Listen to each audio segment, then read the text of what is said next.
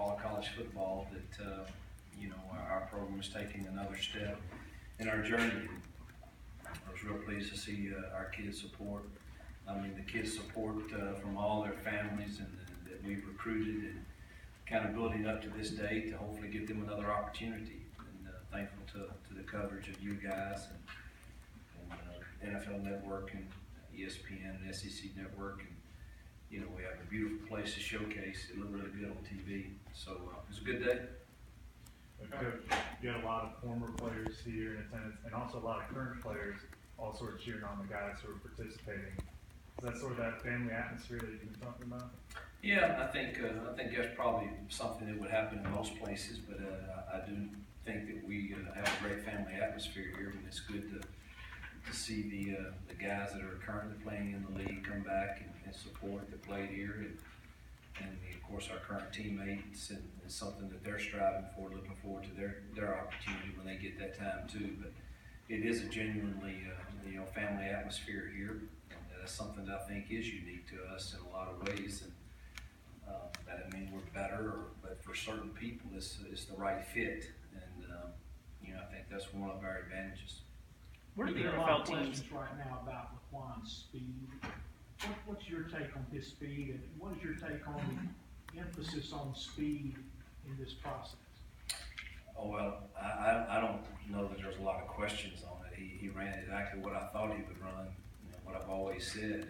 And if you're looking for, just a guy that can run a straight line fast, that's not what he is. If you're looking for a guy, when you put on the tape, can use his physical presence and his body to win in one-on-one situations in tight quarters and win 50-50 balls, that's him.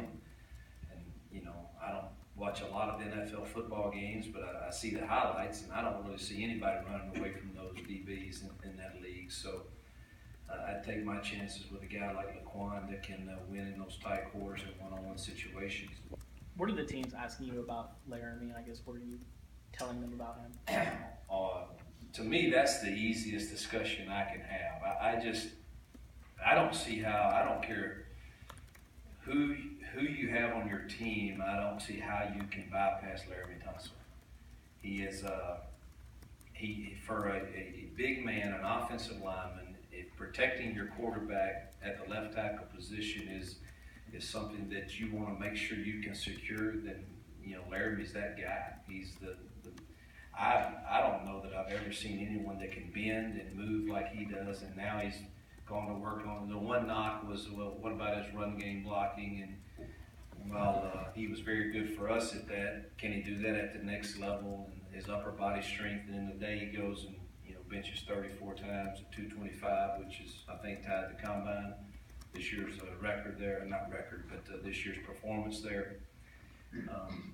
That's really, there's not a lot of question marks. I think it's just a matter of people's needs. But I couldn't, just put the tape on him too. I don't care if he ever runs a 40.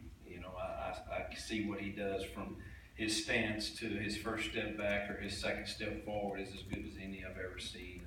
There can't be but a handful of guys that are that talented at that size and weight. So I couldn't bypass him if I were picking.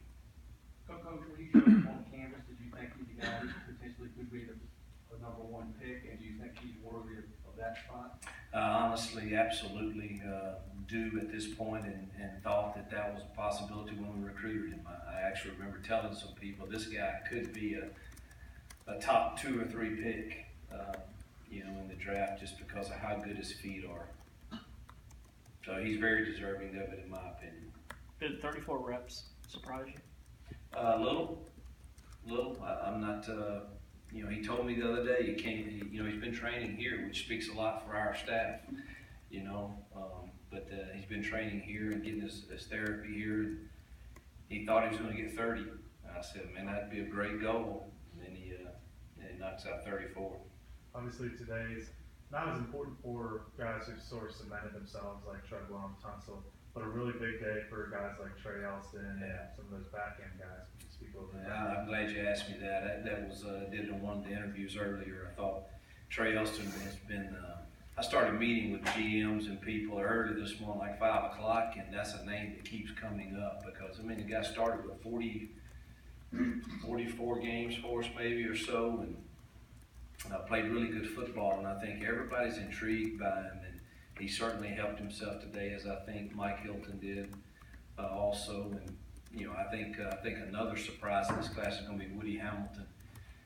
He was dinged a little bit today, but I think somebody in that 3-4 scheme, he's going to be a guy that may play 8 to 10 years as a 2-gap nose guard on first and second down, and so I think there's some of those others. Cody Core, everybody's really talking about now because of his performance at the combine. Fawn Cooper, of course, but good to see those others like a Trey Elston and Mike Hilton kind of improve their chances today.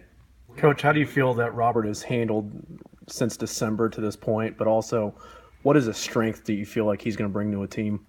Yeah, it's like I told all the NFL teams this morning. The narrative out there that he might not always give effort or maybe some laziness to his game is totally inaccurate to what my experience has been with him over the 3 years. So I want to be very clear. You're talking about a guy that's very competitive and he gives great effort. He's only played inside technique for 2 years, and maybe he doesn't handle double teams quite as well as he does his own blocking scheme right now, but that will come with time. But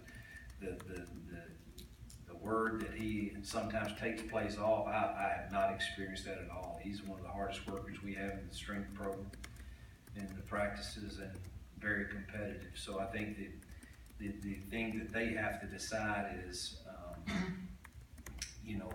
how much do we think the off the field issue is a risk for us?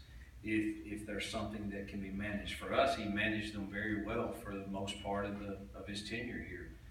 And he's a very intelligent young man that has a good heart. He knows what's at stake.